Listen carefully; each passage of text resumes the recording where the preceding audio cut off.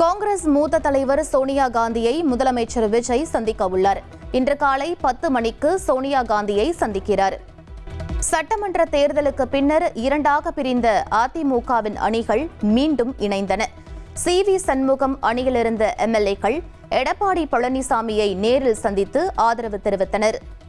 ஆதரவு எம்எல்ஏக்களை எடப்பாடி பழனிசாமியின் இல்லத்திற்கு அழைத்து சென்று எஸ்.பி. வேலுமணி ஆலோசனை நடத்தினார்.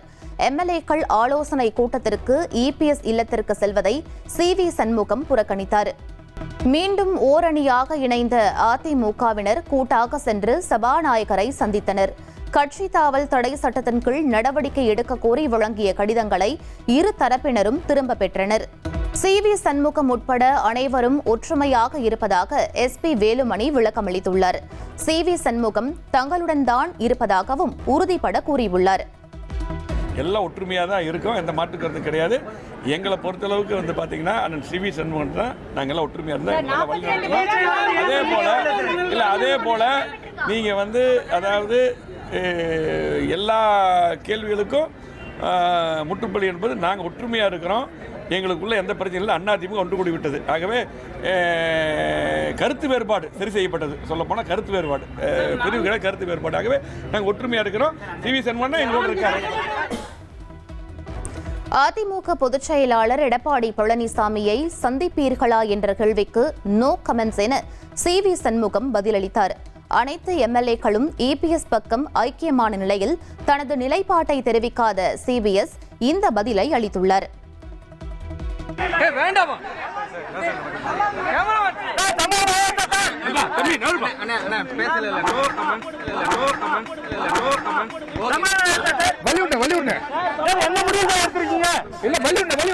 எதிர்க்கட்சியுடன் சேர்ந்து பணம் மற்றும் பதவி ஆசை காட்டி எம்எல்ஏக்களை ராஜினாமா செய்ய வைப்பது என்ன மாதிரியான செயல் என அன்புமணி ராமதாஸ் கேள்வி எழுப்பியுள்ளார். 108 சட்டமன்ற உறுப்பினர்கள் என்ற மக்கள் தீர்ப்பை தாவேக்க மதிக்க வேண்டும் என்றும் பேசியுள்ளார். ராஜினாமா செய்து அடுத்த 10 நிமிடத்தில் ஆளும் கட்சி தாவேக்காவில் இணைத்துக் கொள்வது இது ஒரு மோசடி. இது ஜனநாயக படுகொலை மட்டுமில்லை, ஒரு மோசடி. இது நாங்கள் மட்டுமல்ல, தமிழ்நாடு மக்கள் விரும்பவில்லை. விமான எரிபொருள் விலையேற்றத்தை தொடர்ந்து உள்நாட்டு விமான சேவையை 22% குறைக்க உள்ளது ஏர் இண்டியா. இண்டிகோ விமான சேவையும் 5 முதல் 7% வரை குறைக்க திட்டமிடப்பட்டுள்ளது. தமிழகத்தில் 9 இடங்களில் நேற்று வெயில் சதமடித்துள்ளது. அதிகபட்சமாக பாளையங்கோட்டையில் 103.82 டிகிரி ஃபாரன்ஹீட் வெப்பம் பதிவாகியுள்ளது. சிபிஎஸ்இ பள்ளிகளில் மும்மொழிகள் படிப்பதை கட்டாயமாக்கும் புதிய விதிமுறைக்கு இடைக்கால தடை விதிக்க உச்சநீதிமன்றம் மறுப்பு. புதிய விதிமுறை குறித்து மத்திய அரசு மற்றும் சிபிஎஸ்இ பதிலளிக்க உச்சநீதிமன்றம் உத்தரவிட்டுள்ளது. கேரள மாநிலத்தில் முன்னாள் முதலமைச்சர் பினராயி விஜயன் வீடு உள்ளிட்ட 12 இடங்களில் அமலாக்கத்துறை சோதனை. கனிமவள முறைகேடு தொடர்பாக பினராயி விஜயனின் மருமகன் வீட்டிலும் சோதனை நடைபெற்றது. திருவனந்தபுரத்தில் போலீஸ் கமிஷனர் அலுவலகத்தை முற்றுகையிட்ட மாணவர் சங்கத்தினரால் பரபரப்பு. மாணவர் சங்கத்தினரை தடுக்க போலீசார் குவிக்கப்பட்ட நிலையில் கடும் தள்ளுமுள்ளு ஏற்பட்டது.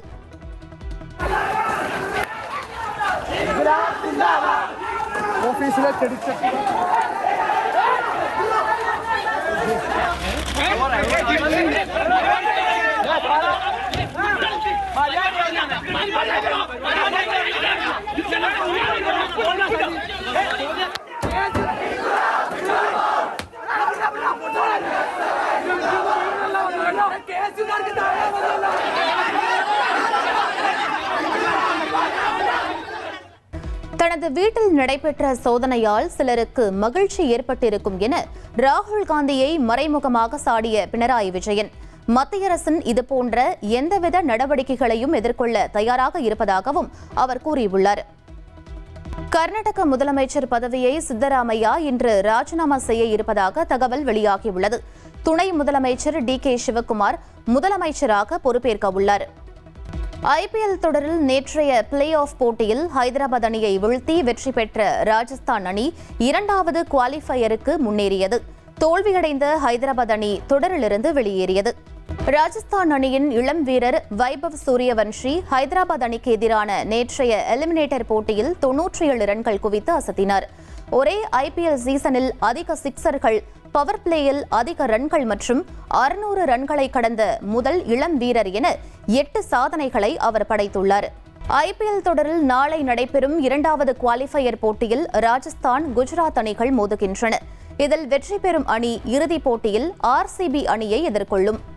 பக்ரீத் பண்டிகையை முன்னிட்டு நாடு முழுவதும் உள்ள பள்ளி வாசல்களில் திரளான இஸ்லாமியர்கள் சிறப்பு தொழுகையில் ஈடுபட்டனர். நாட்டில் அமைதியும் நல்லிணக்கமும் நிலவ வேண்டி தொழுகைக்கு பின் ஒருவருக்கு ஒருவர் வாழ்த்துக்களை பரிமாறிக்கொண்டனர்.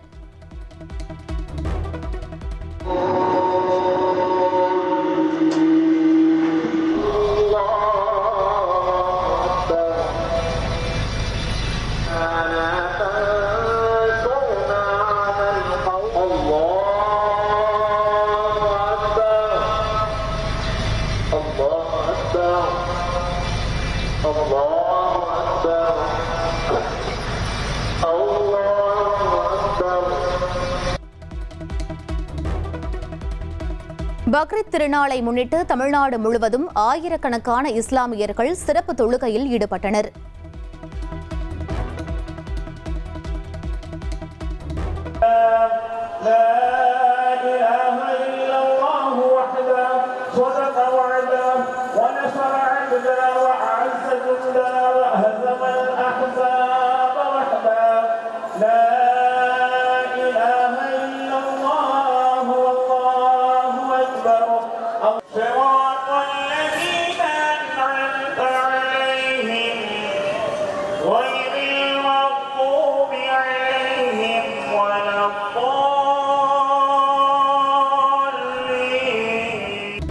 குட்டீஸ்களின் கோரிக்கையை ஏற்று ஜூன் 4ஆம் தேதி பள்ளிகள் திறக்கப்படுவதாக அமைச்சர் ராஜ்மோகன் தெரிவித்துள்ளார்.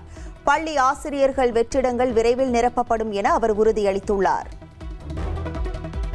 எங்களுடைய குழந்தைகள் குட்டீஸ் அவர்களினுடைய கோரிக்கையின் அடிப்படையில் மாண்புமிகு முதலமைச்சர் சி ஜோசப் விஜய் அவர்களின் அறிவுறுத்தலின் பேரில் அரசு பள்ளிகள், அரசு உதவி பெறும் பள்ளிகள் 1ஆம் வகுப்பு முதல் 12ஆம் வகுப்பு வரை அனைத்து வகுப்புகளும் ஜூன் மாதம் 4ஆம் தேதி தான் திறக்கப்படும் என்பதை தெரிவித்துக் கொள்கிறோம். நம்முடைய அரசு பள்ளியினுடைய ஆசிரியர்களினுடைய வெற்றிடங்களை, அந்த காலி இடங்களை முறைப்படி அதற்கான தேர்வுகளை நடத்தி, அதற்கான அந்த கவுன்சிலிங்லாம் நடத்தி வெகு வேகமாக அதை நிரப்புவதற்கான விஷயங்களை குறித்து ஆய்வு பணிகள் நாங்கள் செய்து கொண்டிருக்கிறோம். சென்னை கிளாம்பாக்கம் பேருந்து நிலையத்தில் அமைச்சர் தமிழன் பார்த்திபன் ஆய்வு மேற்கொண்ட போது போதிய பேருந்துகள் இயக்கப்படவில்லை என பயணிகள் வாக்குவாதத்தில் ஈடுபட்டனர். மதுரை, திருச்சி, தூத்துக்குடி உள்ளிட்ட பகுதிகளுக்கு பேருந்துகள் தாமதமாக வந்ததாகவும் மாநகர பேருந்துகளும் போதிய அளவில் இல்லை என்றும் பயணிகள் குற்றம் சாட்டினர். பண்டிகை காலங்களில் சிரமம் ஏற்படுது என்பதை முன்னெச்சரிக்கையாக கருதி ஒரு ஆய்வு கூட்டம் போட்டு இங்கே இருக்க அதிகாரிகள் எல்லாமே ஆய்வு பண்ணி என்னென்ன வகையில் உங்களுக்கு சிரமத்தை குறைக்கலாம், எந்தெந்த வகையில் வண்டி உள்ளே கொண்டு வரலாம், அது வரைக்கும் இன்னைக்கு ஆய்வு மேற்கொள்ளப்பட்டது. கடும் கோடை வெயில் காரணமாக வைகை அணை முற்றிலும் வற்றியதால் மதுரை மாநகராட்சிக்கு வழங்கப்பட்டு வந்த குடிநீர் விநியோகம் முழுமையாக நிறுத்தப்பட்டது.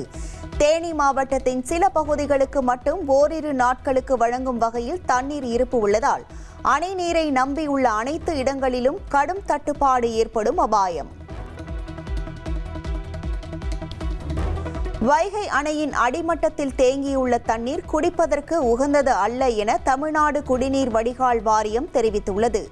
சுத்திகரிக்க முடியாத அளவுக்கு அடர் பச்சை நிறத்தில் உள்ளதால் அதனை பயன்படுத்த வேண்டாம் என கேட்டுக்கொண்டுள்ளது. திருவனந்தபுரத்தில் அமலாக்கத்துறை அதிகாரிகளின் வாகனம் மீது தாக்குதல் நடத்தப்பட்ட சம்பவம். கேரள அரசிடம் அமலாக்கத்துறை இயக்குநர் ராகுல் நவீன் அறிக்கை கேட்டுள்ளார்.